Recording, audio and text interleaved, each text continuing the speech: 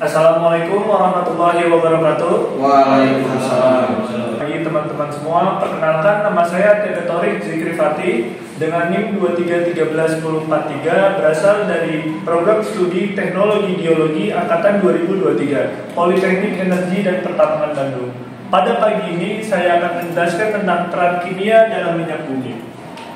Nah, sebelum kita masuk ke penjelasan lebih lanjut, kita harus tahu dulu nih, apa itu kimia? Nah, kimia merupakan bagian dari ilmu pengetahuan alam yang mempelajari struktur, sifat materi, perubahan materi, hingga energi yang menyertai perubahan tersebut. Nah, ilmu kimia ini banyak sekali bisa kita implementasikan dalam kehidupan maupun pekerjaan kita di masa yang akan datang. Nah, lalu apa hubungan dengan geologi sirik? Jadi manfaat ilmu kimia dalam bidang geologi ini banyak sekali berkaitan dalam ilmu geologi. Jadi dari kita meneliti batu-batuan pada mineral-mineral tertentu, terus pertambangan gas hingga minyak bumi. Dan proses penentuan suatu unsur pada mineral itu tuh kita butuhkan ilmu-ilmu dasar kimia. Serta kita dalam eksplorasi awal kita pun butuh ilmu-ilmu kimia ini. Lanjut, lalu kita masuk ke inti materi. Apa itu minyak bumi dan bagaimana kimia berperan di dalamnya? Jadi kita harus tahu dulu nih, minyak bumi itu apa? Jadi minyak bumi adalah suatu senyawa yang kompleks yang terbuat dari organik. Nah, apa itu penyusunnya? Pertama ada hidrokarbon dan non-hidrokarbon.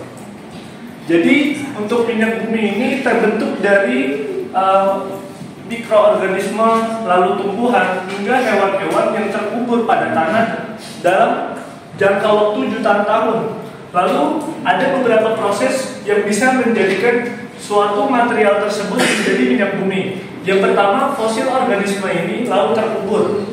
Lalu ada namanya proses dekomposisi selama jutaan tahun. Lalu dari material yang terdekomposisi ini mengendap yang menghasilkan endapan biji senyawa minyak dan gas. Nah, untuk di reservoir minyak ini biasanya terjadi 3 unsur. Pertama, gas, minyak, lalu air. Nah, teman-teman tahu nggak nih, kenapa yang di atas itu gas, yang di tengah minyak, dan yang paling bawah air?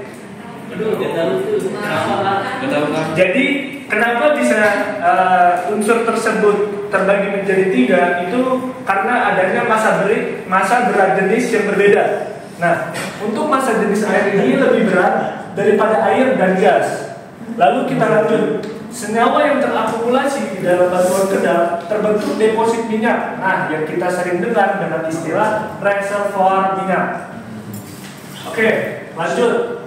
Apa sih manfaat dalam pertambangan? Nah, kimia ini bisa berperan untuk mengetahui unsur-unsur yang terkandung pada minyak bumi saat eksplorasi. Jadi saat kita menemukan minyak, belum tentu minyak ini murni 100% minyak. Bisa jadi ada pengotor atau unsur-unsur lain yang mengikut pada minyak tersebut. Nah, saat kita melakukan pengeboran, minyak yang kita temukan bernama crude oil atau bahasa Indonesia minyak mentah. Jadi pada minyak ini mempunyai 3 yang kita temukan. Pertama, gas, cair, dan padat. Dan komponen utama minyak bumi adalah hidrokarbon, baik alifatik, alisklik, dan aromatik. Nah, selanjutnya peran kimia dalam minyak bumi ini ada pada proses pemisahan atau ekstraksi. Nah, ada beberapa metode nih yang bisa kita lakukan dalam ekstraksi ini. Pertama, destilasi, cracking, reforming, aksilasi, dan treating. Saya akan jelaskan pertama destilasi.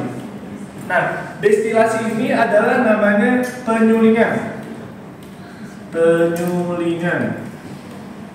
Nah, kita kan sering nih pas dulu di SMA atau pun kita perkuliahan praktikum kimia ini ada namanya penyulingan. Jadi kita bisa lihat dari pertama lalu di sini ada pipa penghubung. Jadi pertama dari komponen utama akan diuapkan. Jadi uap-uapnya akan naik ke sini sampai menimbulkan suatu interaksi dengan konsentrasi tertentu. Nah, hasil dari sini bernama fraksi. Fraksi ini jenis-jenis dari penyulingan. Lalu ada yang bernama cracking. Cracking ini dari molekul-molekul besar dipecah menjadi molekul yang lebih kecil. Nah, harapan dari proses cracking ini, fraksi-fraksi ini menjadi kualitas yang lebih baik. Lalu reforming.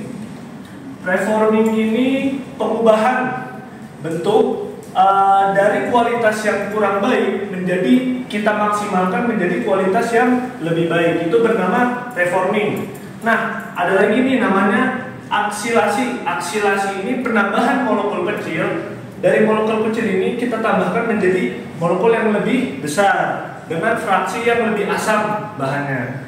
Lalu yang terakhir treating. Nah, untuk treating ini adalah pemurnian minyak bumi dari pengotor-pengotor pengikut. Jadi dari minyak bumi yang memiliki pengotor atau memiliki konsentrasi dengan campuran lain, kita ubah dengan minyak yang lebih murni. Nah, selanjutnya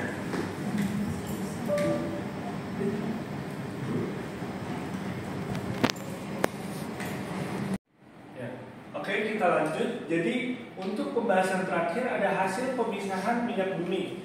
Jadi dari beberapa metode yang kita lakukan akan menghasilkan fraksi-fraksi berikut. Nah, pertama ada fraksi gas alam. Jadi dari fraksi gas alam ini memiliki atom berjumlah 1 sampai 4 dengan titik didih kurang dari 30 derajat Celcius. Nah, dari gas alam ini biasa kita gunakan pada sehari-hari yaitu LPG atau bahan bakar gas. Selanjutnya ada petroleum ether dengan jumlah atom 5 sampai 6 dengan titik didih kurang dari 100 derajat Celcius yaitu 30 sampai 90 derajat Celcius.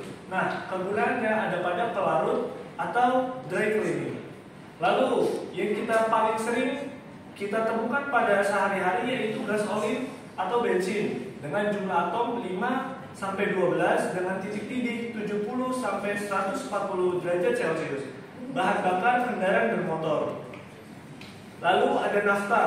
Nafta dengan jumlah 6 sampai 12 atom dengan titik didih 140 sampai 180 derajat Celcius. Kegunaan bahan industri kimia. Lalu ada kerosin, aftur, solar dengan jumlah atom kurang dari 20 dan titik didihnya kurang dari 350 derajat Celcius. Kegunaannya bisa untuk bahan bakar rumah tangga, bahan bakar pesawat, hingga bahan bakar diesel untuk solar. Lalu tiga terakhir ada oli, parafin, dan aspal dengan jumlah atom dari 12 sampai 25 ke atas dengan titik didih 270 sampai 500 ke atas. Dan kegunaannya bisa untuk bahan pelumas, bahan lilin, dan pengeras jalan.